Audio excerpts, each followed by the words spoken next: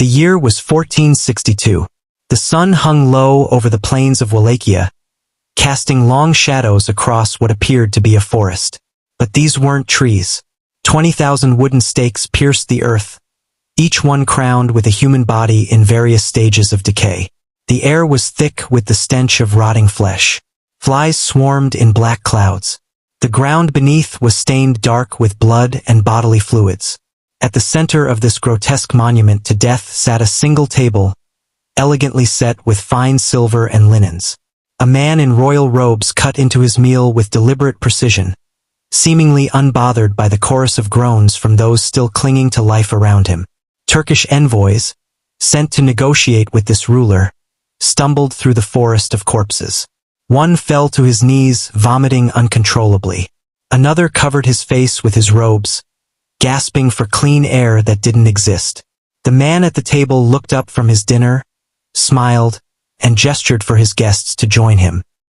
"Please," he said calmly, "sit. The meal is getting cold." This was Vlad III of Wallachia.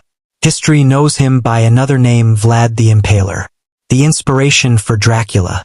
But the real man was far more terrifying than any vampire. What you're about to discover will shatter everything you thought you knew about medieval cruelty.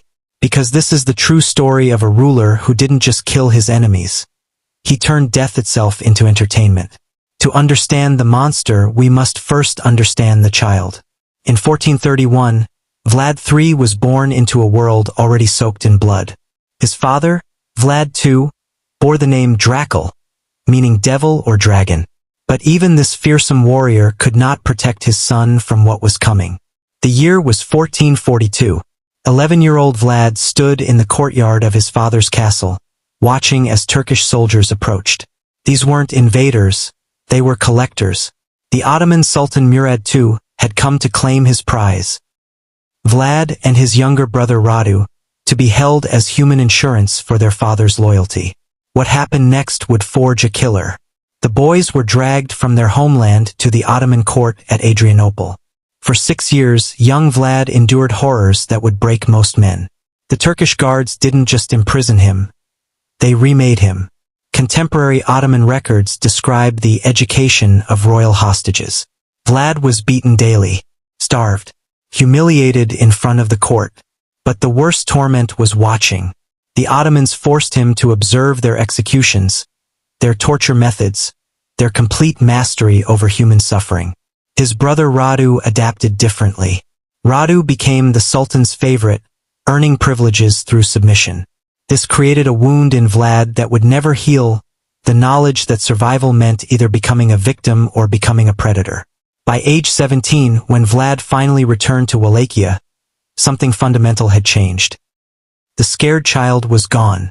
What emerged was something else entirely. 1448. Vlad, now 17, seized the throne of Wallachia for the first time. His reign lasted exactly 2 months before enemy forces drove him out. But in those brief weeks, he gave the world its first glimpse of what he had become. Contemporary chronicles record his first official act, the execution of 3 merchants who had allegedly cheated the crown. But Vlad didn't simply have them hanged or beheaded. He ordered them impaled, run through with wooden stakes, and left to die slowly, publicly, in the town square. For 8 years he plotted his return. In 1456, he reclaimed his throne through a coup so brutal it shocked even his allies. The moment his power was secure, Vlad invited the leading boyar families to an Easter feast at his palace. 500 nobles attended, dressed in their finest clothes, expecting a celebration. Instead, they found soldiers waiting. Vlad accused them of disloyalty to his family. Some of the older boyars were impaled immediately. The younger ones were marched to construction sites where they would work as slaves until they died. But it was the children that revealed Vlad's true nature. Historical accounts describe how he personally oversaw the impalement of entire families, parents forced to watch their children die before meeting the same fate themselves. This wasn't random violence. This was calculated. Vlad had discovered something during those first executions. He enjoyed it. To understand Vlad's reign of terror, you must understand his weapon of choice. Impalement wasn't quick. It wasn't merciful. It was designed for maximum suffering. The process began with a wooden stake, carefully sharpened but not too sharp. A point too fine would kill too quickly. The victim was stripped and positioned over the stake. The point entered the body slowly, guided to avoid vital organs. This was crucial. Pierce the heart or major arteries, and death would come within minutes. Done correctly, the stake would travel through the body over hours or even days. Victims remained conscious, able to speak, able to scream. Some survived for up to 3 days, their bodies gradually sliding down the stake under their own weight. But Vlad perfected the art further. He discovered that different stake heights created a forest effect. Short stakes for children, medium for adults, tall stakes for those he considered the greatest threats. The visual impact was unmistakable, an entire landscape of human suffering, organized by height like a grotesque garden. Contemporary accounts from Turkish and Hungarian sources describe forests of 10,000, 15,000, 20,000 impaled victims. The smell could be detected from miles away. The psychological effect on enemies was immediate and total. What kind of mind creates such systematic cruelty? Modern psychologists studying historical accounts of Vlad's behavior identify classic patterns. Childhood trauma transformed into adult sadism, the need for absolute control, and most disturbing of all, genuine pleasure derived from others' pain. If you're disturbed by what you've heard so far, you haven't seen anything yet. The true horror is still coming. But stories like this take months of research to uncover. If you want Throne of Lies to keep exposing history's darkest truths, we need your help. We're fighting to reach our first 1,000 subscribers, and right now we're not even halfway there. Hit subscribe if you believe these forgotten horrors deserve to be told. Summer, 1462. A Turkish diplomatic mission approached the borders of Wallachia. Their orders were simple. Negotiate tribute payments and assess this troublesome prince who dared defy the mighty Ottoman Empire. The envoys expected to find a typical medieval court, perhaps some posturing, some threats, the usual diplomatic theater. What they discovered would haunt the survivors for the rest of their lives. Vlad himself rode out to greet them. Dressed in fine robes, speaking perfect Turkish learned during his captivity, he was the picture of royal courtesy. "Welcome to Wallachia," he said with a smile. "I have prepared a feast in your honor." He led them down a winding path through what appeared to be a valley. The horses grew restless first. Animals can smell death long before humans notice it. Then came the flies, thick black clouds that seemed to emerge from nowhere. Voice drops, becomes more intense. The path curved and the diplomats saw it. 20,000 wooden stakes rising from the earth like a macabre forest. Each one topped with a human body, some fresh skin still intact, others reduced to bones held together by dried sinew. Many somewhere in between, flesh hanging in strips, faces frozen in final screams. Turkish chronicles describe what happened next. Several envoys vomited immediately. Their horses reared, refusing to move forward. One diplomat turned his horse around and began riding back toward the border. Vlad's guards stopped him. In the center of this forest of death, Vlad had set an elegant dining table. White linens, silver plates, crystal goblets filled with wine. The smell of roasting meat competed with the overwhelming stench of decomposition. "Please," Vlad gestured to the chairs around the table. "Be seated. The food is prepared." When the envoys hesitated, his guards moved closer. This wasn't an invitation, it was a command. Contemporary accounts describe the meal in horrific detail. Vlad ate with obvious pleasure, cutting his meat with deliberate precision while describing the various torture methods used on the corpses surrounding them. He pointed to specific bodies, recounting their crimes, real or imagined, and their final moments. The Turkish diplomats sat frozen, unable to eat, barely able to breathe. One envoy later wrote, "The prince consumed his meal as if dining in paradise, while we sat in hell itself." That same year, Sultan Mehmed II, the conqueror of Constantinople, decided Vlad had gone too far. He assembled an army of 90,000 men and marched toward Wallachia. This wasn't a negotiation anymore. This was extermination. Vlad knew he couldn't face such numbers in open battle. His entire army numbered fewer than 30,000 men. But he had something the Ottomans didn't expect: intimate knowledge of their military customs, learned during his years as a hostage. The Turkish army made camp along the Danube River on the night of June 17, 1462. Standard Ottoman procedure. Sentries posted, but the main force relaxed, confident in their overwhelming numbers. Sultan Mehmed's tent sat in the center, surrounded by his elite Janissary guards. At midnight, Vlad struck. Not with his full army, that would have been suicide. Instead, he led a carefully selected force of 7,000 cavalry straight into the heart of the sleeping camp. What followed wasn't a battle, it was a massacre. Turkish chronicles describe pure chaos. Men waking to find Wallachian cavalry already among their tents. Soldiers cut down before they could reach their weapons. Entire units destroyed while still struggling to understand what was happening. Vlad's men had orders to kill everyone they encountered, but not quickly. Stab, don't slash. Wound, don't kill immediately. Leave as many dying as possible to create maximum terror. By dawn, 20,000 Ottoman soldiers lay dead or dying. Vlad's letter to the Hungarian king Matthias Corvinus, written immediately after the attack, survives in the Hungarian archives. I have killed peasants, men and women, old and young, from Ablusida and Novosilo to Rahova. We killed 23,884 Turks without counting those whom we burned in homes or whose heads were cut by our soldiers. But here's what makes this truly chilling: Vlad didn't retreat after the attack. He left the bodies exactly where they fell. 20,000 corpses scattered across miles of countryside, rotting in the summer heat. A warning written in flesh for anyone who dared challenge him. Victory against the Ottomans should have secured Vlad's position. Instead, it unleashed something worse. He turned his methods inward against his own people. Contemporary Wallachian chronicles document a reign of terror that makes his treatment of enemies seem almost merciful. No crime was too small for impalement. Theft of a few coins, impalement. Speaking against the prince, impalement. Being unable to pay taxes, impalement. But it was his treatment of the poor that revealed the depth of his cruelty. Winter, 1462. Vlad issued an invitation throughout his kingdom. Any person without means was welcome to a grand feast at his palace. Free food, free wine, warm shelter from the cold. Hundreds came. Beggars, disabled veterans, unemployed craftsmen, widows with children. They filled the great hall, grateful for royal generosity in hard times. Vlad himself appeared to welcome them, asking if they were truly satisfied, if they wanted never to be hungry again.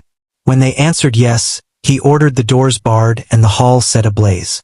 Every person inside burned alive. Vlad's justification, recorded by court scribes: I freed them from poverty forever. Foreign merchants learned to fear even routine business in Wallachia. A Venetian trader who shortchanged a customer by a few coins was impaled in the market square. A German craftsman who used inferior materials found himself elevated on stakes outside the city walls. The terror wasn't random, it was calculated to destroy any possibility of opposition. Vlad's own nobles lived in constant fear. Court sessions became exercises in survival. Disagree with the prince, even on minor matters, and risk joining the forest of stakes that surrounded every major city. Hungarian diplomat Antonio Bonfini, who visited Vlad's court in 1463, wrote, No man dared speak above a whisper in the presence of the prince. Even his closest advisors watched every word, knowing that favor could turn to a death sentence in moments. These aren't fairy tales or Hollywood fiction. These are documented historical facts that most people will never hear. While you're learning these buried truths, thousands of others are scrolling past. Don't let these stories die in the algorithm. Subscribe to Throne of Lies and help us reach 1,000 subscribers. Every subscription helps us research deeper into history's darkest corners. Power, it seems, has a way of devouring itself. In 1462, the same year Vlad achieved his greatest military victory, his world began to collapse. The man who trusted no one discovered that no one trusted him either. Hungarian King Matthias Corvinus had been Vlad's ally, his supposed protector against Ottoman expansion. But allies of monsters have short lifespans. Matthias received reports of Vlad's domestic massacres, his indiscriminate slaughter of Hungarian merchants, his complete descent into madness. The betrayal came swiftly. Matthias invited Vlad to a diplomatic meeting near the Hungarian border. Vlad arrived with a small escort, expecting negotiations. Instead, he found Hungarian soldiers waiting with chains. For 12 years, Vlad rotted in Buda Castle. Not in comfort, this wasn't house arrest for a fallen prince. This was imprisonment designed to break what remained of his mind. But even in captivity, the monster couldn't rest. Contemporary Hungarian guards documented Vlad's behavior in prison records that survive to this day. He caught mice, rats, and birds. Then he recreated his favorite pastime on a miniature scale. Prison guards described finding tiny wooden splinters in his cell, each one sharpened to a fine point. They discovered impaled insects arranged in careful patterns on his windowsill. Mice pierced through with needles, left to die slowly while Vlad watched. Hungarian court physician Johannes de Thurox was ordered to evaluate the prisoner's mental state in 1470. His report, preserved in the Hungarian National Archives, describes a man completely detached from reality. Vlad spoke to his impaled insects as if they were his subjects. He held court sessions with dead mice arranged around miniature thrones. The physician's conclusion was chilling. The prince has passed beyond madness into a realm where cruelty has become his only remaining connection to life itself. 1476. After 14 years of imprisonment, something changed in Hungarian politics. The Ottoman Empire was advancing again, threatening Hungarian territory. Matthias needed a weapon against the Turks, someone who understood their methods, someone they truly feared. He released the monster. Vlad returned to Wallachia not as a conquering hero, but as a ghost returning from the grave. His people barely recognized the man who had once ruled them. Prison had aged him beyond his 45 years. His hair had gone completely white. His eyes, according to contemporary accounts, held no emotion except hunger. What followed was worse than his original reign. The man who emerged from Buda Castle wasn't the calculating tyrant of before. This was pure, undiluted sadism given human form. His first act was to summon all suspected Ottoman sympathizers to the palace courtyard. This included anyone who had prospered during his absence, anyone who had spoken favorably of Turkish rule, anyone who had simply survived too well while he suffered in prison. The methods had evolved. Simple impalement was no longer sufficient.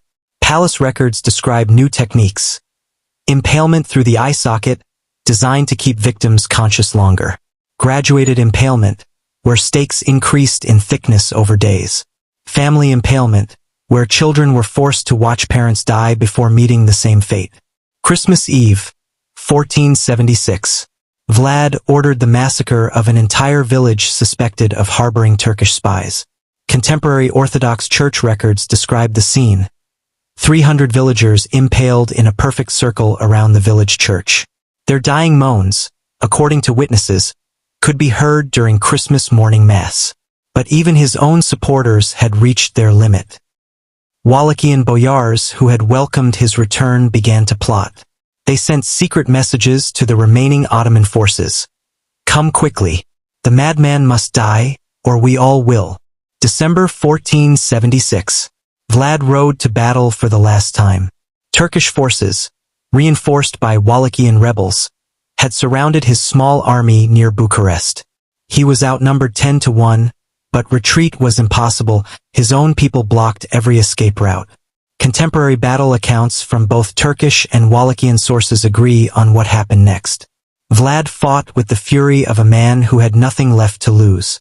He cut through enemy lines like a force of nature, his sword seeking the Turkish commander who had dared challenge him. But numbers tell their own story. One by one, his guards fell. His horse was killed beneath him. Enemy soldiers closed in from all sides. Ottoman chronicler Leonikos Chalkokondyles recorded the moment of death.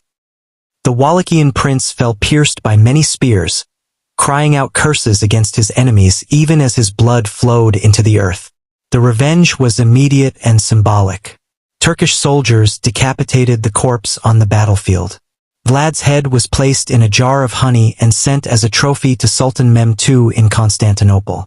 The Sultan reportedly displayed it in his palace for weeks, proof that even the most feared enemy could be brought down. But death couldn't contain the legend. Within decades, stories of Vlad the Impaler had spread across Europe. German pamphlets described him as a demon in human form. Russian chronicles called him the most evil ruler who ever lived.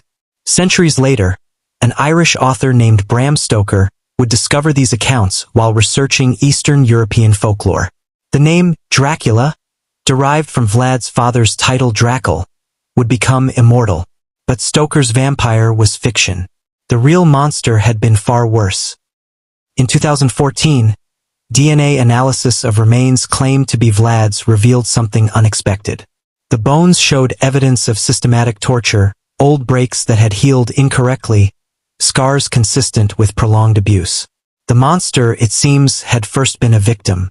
But knowing this changes nothing. Understanding the source of evil doesn't excuse its expression. Vlad the Impaler chose to become the thing that had destroyed him. In doing so, he proved that the most terrifying monsters are those who were once human. When we count the cost of Vlad's reign, the numbers themselves become monuments to human suffering. Conservative estimates from medieval chroniclers and modern historians place his victim count between 40,000 and 100,000 people. To put this in perspective, in a region with a total population of perhaps 500,000, Vlad killed 1 in every 5 people under his rule. But his true legacy wasn't measured in bodies alone. Vlad pioneered psychological warfare techniques that would echo through centuries. His use of mass impalement as intimidation became a textbook example studied by military strategists. Ivan the Terrible adopted similar methods in Russia. Spanish conquistadors used impalement against indigenous populations in the Americas. The Ottoman Empire, despite its victory, never fully recovered its confidence in Balkan expansion. Turkish military records show a marked decrease in aggressive campaigns against Christian territories after Vlad's death. The mere possibility of facing another impaler created strategic hesitation that lasted generations. Yet here lies history's greatest irony. In Romania today, Vlad is remembered as a national hero. Statues celebrate his resistance to Ottoman expansion. Tourism boards promote his castle as a symbol of Romanian independence. The same methods that horrified medieval Europe are now reframed as necessary evils against foreign oppression. This transformation reveals something disturbing about collective memory. How does a mass murderer become a patriotic symbol? The answer lies in centuries of careful propaganda, selective remembering, and the human tendency to excuse any atrocity committed by our side against them.